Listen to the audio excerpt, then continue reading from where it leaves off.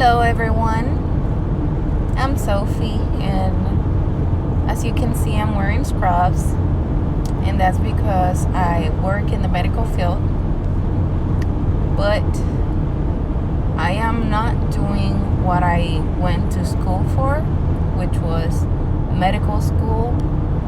I graduated from Universidad Autónoma de Guadalajara in Mexico 9 years ago, well, almost 10 years ago. And after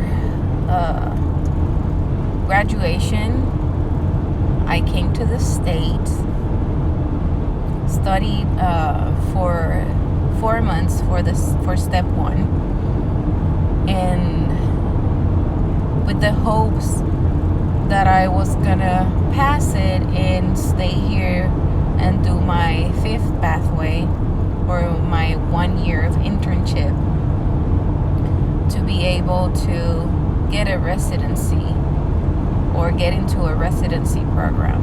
Well, that didn't happen. I didn't pass my step 1. So because I was married at the time, my husband and I decided that it was better for the both of us to go back to Mexico, complete my internship and social service, and that was gonna give me enough time to study again and pass the boards, and then come back to the States and hopefully get into a residency program.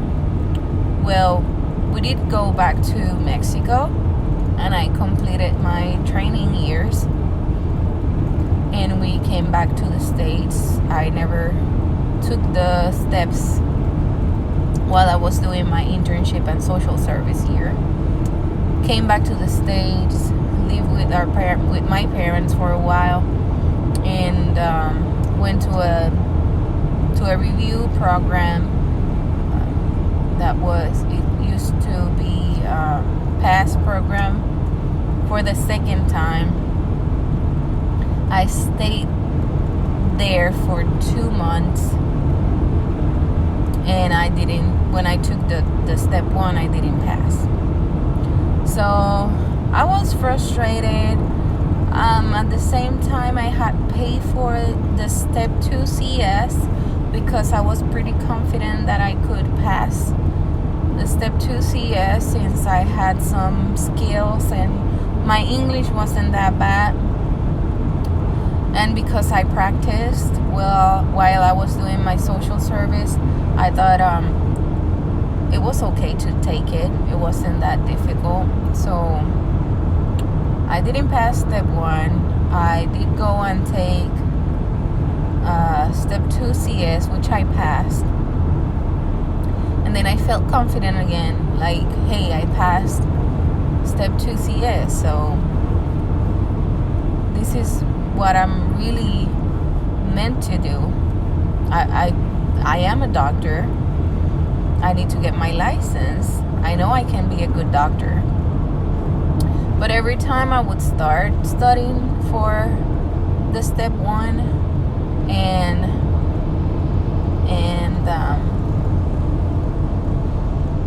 take an NBME and not passing it, then I would get frustrated and forget about it, and then it was hard to take the books again and start studying all over.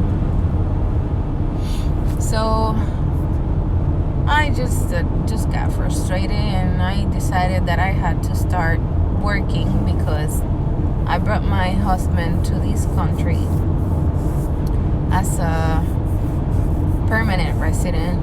He's not American. So I was like, he's working now, making not minimum wage, but close to. And I have all these student loans all these banks that are coming after me, and we just need to survive and pay back the student loans. And it was rough. Not because we were not eating or anything. We thank God he always provided for us. But it was hard on our marriage, because I brought him here with the hopes or with the expectations that I was going to be able to practice as a doctor, and it wasn't happening. And it put a lot of stress on our relationship. So I got pregnant and I had my baby. So when my baby was, I believe he was 4 months old, I finally said, I have to work. I mean, the bills are not gonna go anywhere. I don't know. I lost hope on getting my license, so I started working as a medical assistant, making $10.50 an hour. My English was broken, but I was working for my office manager was from Iran, and she was crazy. If she's watching this video, I don't care. She was crazy. She gave me the chance to work there and get some experience, but when I found what I thought was gonna be a better job, paying me $11.50 an hour, and I told her, I gave her a 2 weeks notice, she went bananas. Like, so you work here just to get experience and then go somewhere else and blah blah blah. And I'm like, of course, you work at a place and you get experience, and then if you can move on to a better place, you do it. You're not gonna stay in the same place all your life because they gave you a chance. That's not how it works. So she made me feel really bad, but at the same time, I learned a lot. I started feeling more confident, talking on the phone, communicating in English, and knowing the system, because the system here, the health system here in the States is very different to what I knew from Mexico and Puerto Rico, which is I'm originally from. So that gave me the opportunity to learn a lot about the system. So then I went to another doctor's office that where I gained more experience, and I was doing transcription. I was just working as a transcriptionist. The doctor would write his note, and before he signed up on them, I would go and fix it and make it look prettier and make it make more sense, because sometimes the doctor would write things like with no that wouldn't make sense, and so I would go and fix it and just send it back to him, and he will sign off on it. After that, I hope I don't know, I hope this is not too boring, but this is my personal experience, and the whole reason for me to share it with you, it's because I want to make you feel that there's hope, that not everything is lost, that if you went through medical school wherever, here in the States, in Mexico, in China, in India, wherever you went to med school and you graduated, it's because you're a smart person, and because you have a lot of abilities, and that you can learn fast, and you can store a lot of information. Nobody that had graduated from medical school is dumb. Even if you don't pass your boards, believe me, it takes a lot to become a doctor anywhere in the world.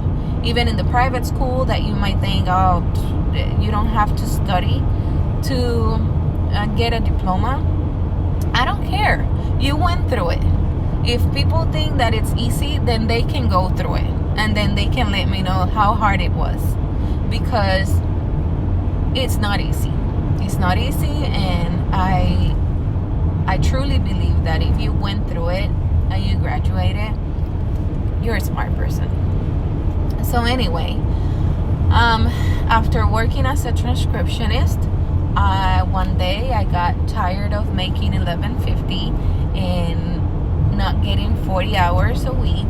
So I decided I wanted something better, and since I had the transcriptionist experience, I looked for transcriptionist jobs on LinkedIn, or I don't know what platform I used. But oh, I remember, I used the government. My county has like a job force website. So I went in there and I typed transcriptionist, and I came across this job as a transcriptionist at a neurologist's office, and it was, for me, it was like an instant match because I was working with a neurologist at that time. So I decided to send them my resume together with a cover letter that was putting my abilities on display. So they, before they could read the resume, they learned that I was a medical graduate and that I had an experience in the States, and I was doing this for a little while before applying for this job, and put there that I was ECFMG eligible. So anyway, I was selling myself as a doctor that will do your job for cheap, right? I mean, at least the part of typing it out. So this doctor, they called me not even a week after I faxed my resume, and the doctor really wanted to talk to me directly, and I said, oh, of course I would do that. I mean, I would gladly go and talk to him. So we set up an appointment for an interview, and I went there, talked to the office manager first, and she asked me a couple of questions. She asked me where I was hoping to be in a couple of years, and what is that I really liked, and why me being a doctor was looking for an MA job as a transcriptionist, and things like that. And after that, she told me that the doctor would be right with me, and he came in the room and he said that you are everything that I've been praying for. I really need a person that can take over my typing my notes, and I lost the person that was doing it for me, and it has been very hard for me to keep it up. And I saw his face, like he was really overwhelmed with all the work that he had. He was waking up really early in the morning, going to bed really late, because at the end of the day he was working on the notes for all the patients that he saw. So I felt like it was meant to be for both of us, and that I could help him. And I've always had these heart for serving others, and I just took the job. They asked me how much I wanted to make, so I said 12, and the doctor was very happy to hire me for $12. So I started working there, and I went from being a transcriptionist to an MA, and to cover everybody that was off. If somebody took a day off, I would cover for them. And so from being a transcriptionist, it went to doing everything else, even office manager job that I didn't mean to do. I mean, I didn't care if I had to do it. For me, I was getting paid either way. So the problem was when I started doing the work of other people, and then my job would get behind, and then I had days that I had to catch up pretty quickly. They were expecting me to do it fast, because if you don't sign up on the notes, you don't get paid by the insurances. So I was covering for others, but at the same time, I didn't have time to do my job properly. And after that happened, that office went through a lot of different staff. It was bad. It was like every month we would have somebody new, and you had to train that person, and then they end up leaving, and it was a mess. So I started to feel like I wasn't appreciated but for what I was doing, and I started getting frustrated. Like, okay, so I'm making this much and I'm doing all this job, and you know my capacities and my abilities, and you're just limiting and you're just not taking advantage of that, but giving me more job that you know I can do, but I don't know, I felt unappreciated. So I talked to the doctors, and I told them, hey, why don't you train me to do EEGs? Because they got the catwell, the machine, to read them. I mean, to do the studies in-house. So the doctor said, well, you never mentioned that. And I'm like, I told the office manager when this guy, the other technologist, he quit, I told her that if you train me, I would do it, aside from being the transcriptionist / MA, whatever. And I wasn't asking for more money. I just wanted to be trained doing something different. So by that time, we were using DigiTrace for the ambulatory studies, and that's the company that I'm working for right now.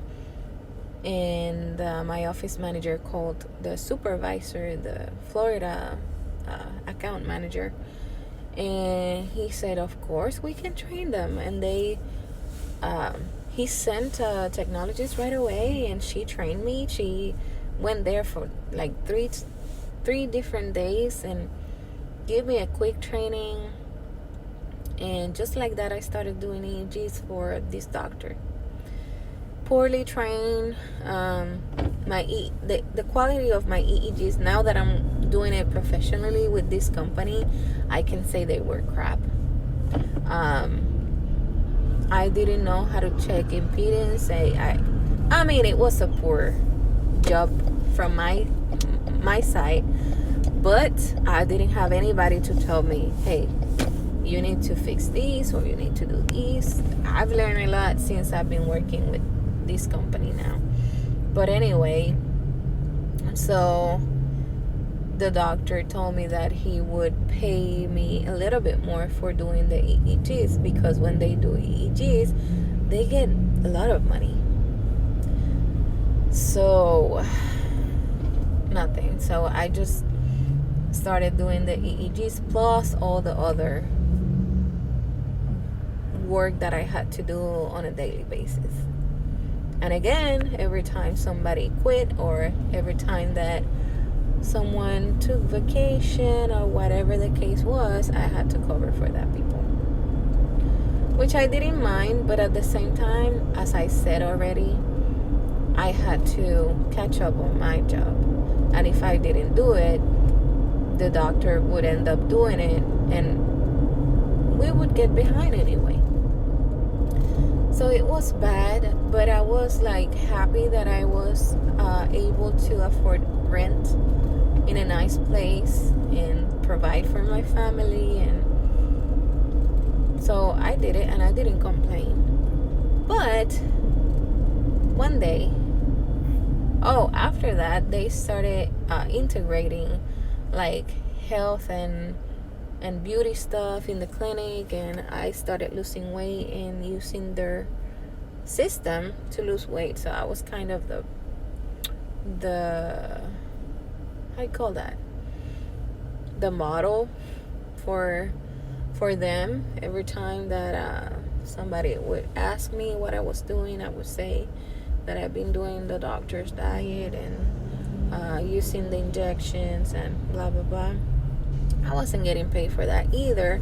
I was getting it for cheaper, but I was still paying for it. But that's besides the point.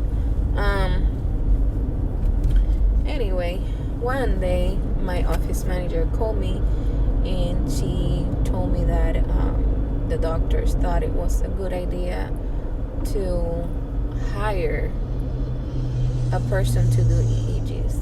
So for me, that meant that I wasn't going to get that extra income that I was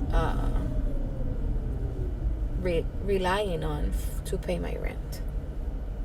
And I went crazy. I didn't like it, and I let them know. I didn't like it. It's like you're now you're playing with my beans, and that's not cool. If you told me you were going to give me this money, and now you're taking it away from me without any notice, I don't want to work here anymore.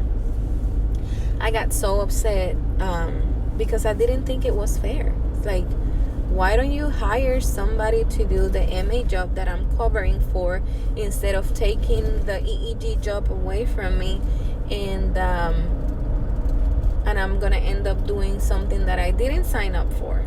I didn't come into this office to be an MA full time. I came in here to be a transcriptionist. Now, because you can get a reliable person to be an MA, you're just switching it on me, and you're putting it on me, and it's not fair. So that same day, I went home, I talked to my husband, and I told him I'm giving them the 2 weeks notice. I'm gonna pray over this. I don't care, but I don't think it's fair, and I know God has a plan for me. So that weekend, I sent my resume everywhere. I don't care what was it. I even sent my resume to Walmart, and I was like, whatever it is, I'm gonna be making more than the money that they're giving me. So on Monday, I gave my 2 week notice. On Monday, I received 3 calls.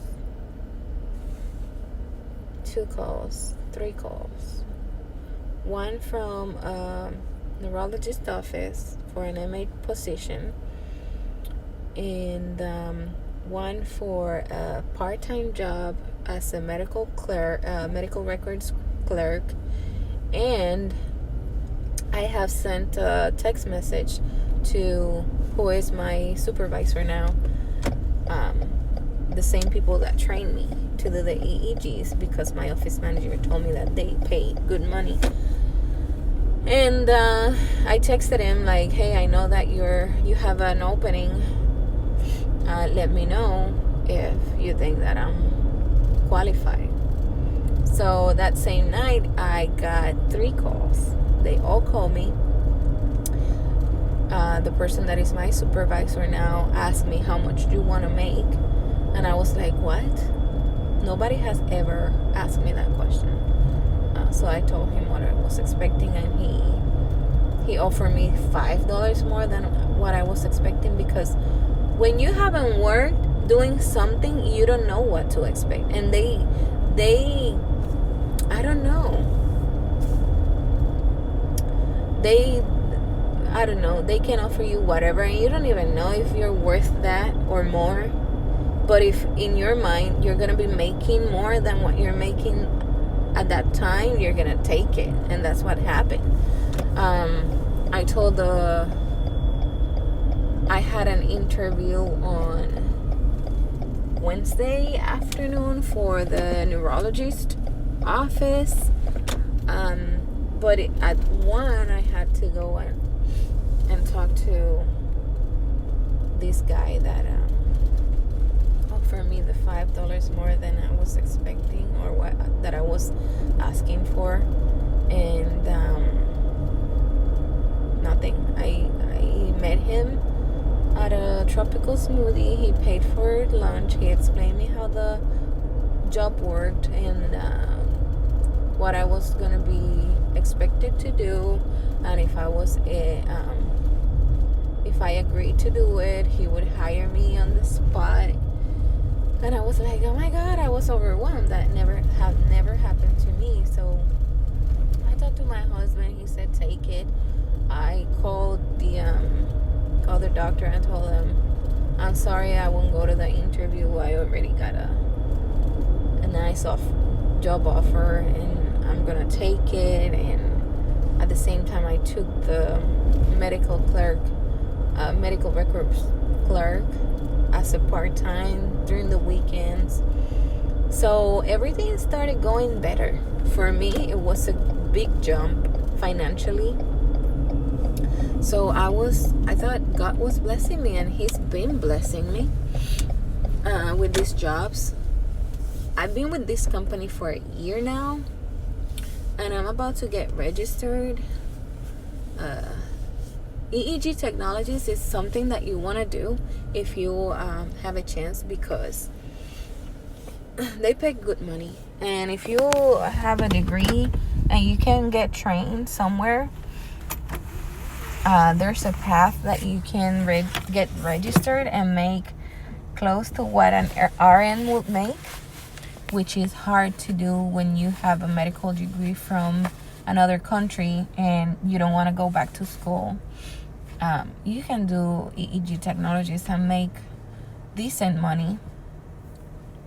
And then if they pay expenses and everything like they do for me, you might be making, at the beginning, I'm not registered yet, so I don't know, but you can make close to $70,000 a year starting.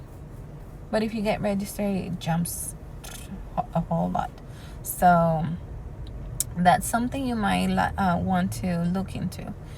But anyway, the whole point of this video is to give you hopes. And I don't know, just open your eyes to all the possibilities. Don't think that working as an MA, being a doctor, it's gonna look bad or whatever. It's gonna look bad in your resume, and I don't care. Everything that I've gone through these 6 years had helped me to had opened more doors for me.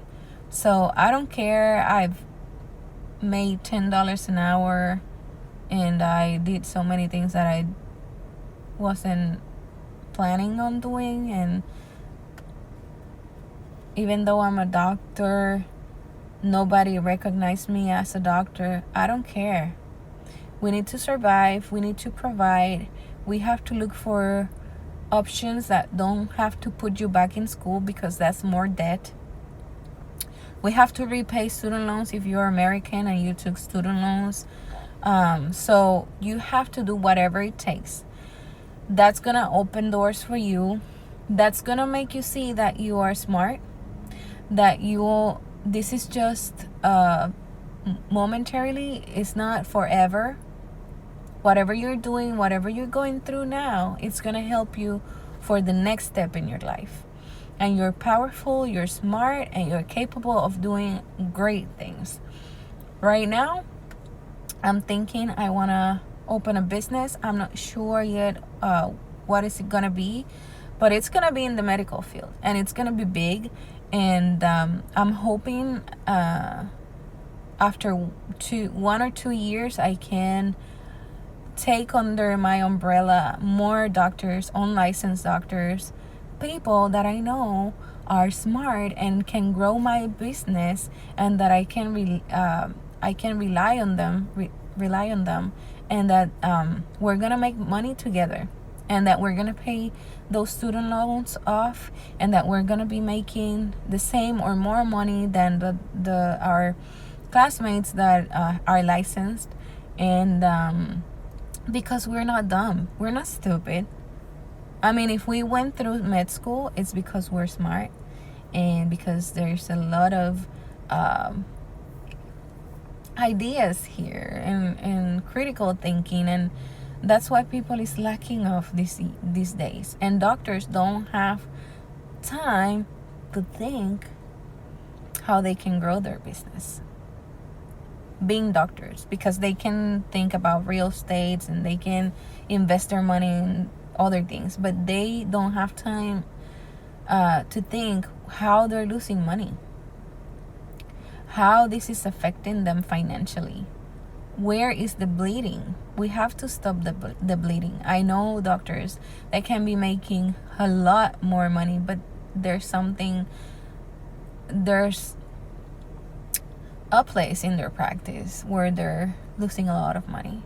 So I'm gonna find what that is, and I'm gonna make a business. I'm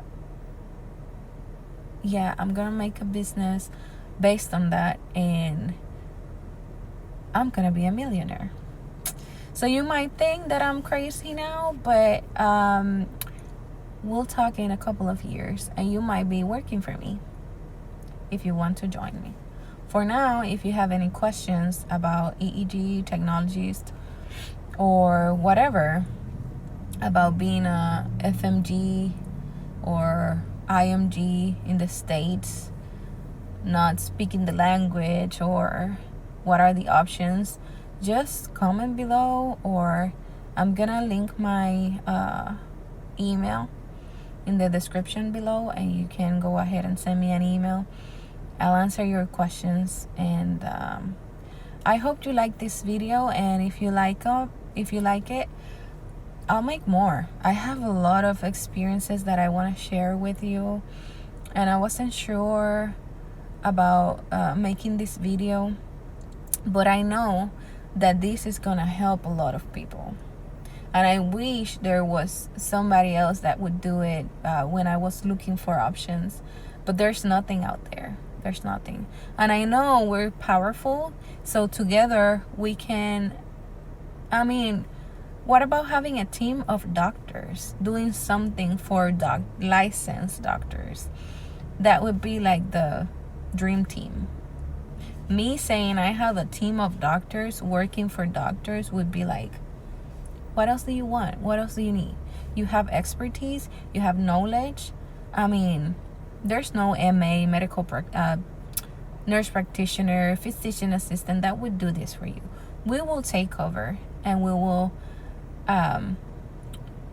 recover that money, and we will stop the bleed, and you're gonna make more money, and we're gonna make money, and we're gonna be rich. So I hope you like it. I'll see you on the next video.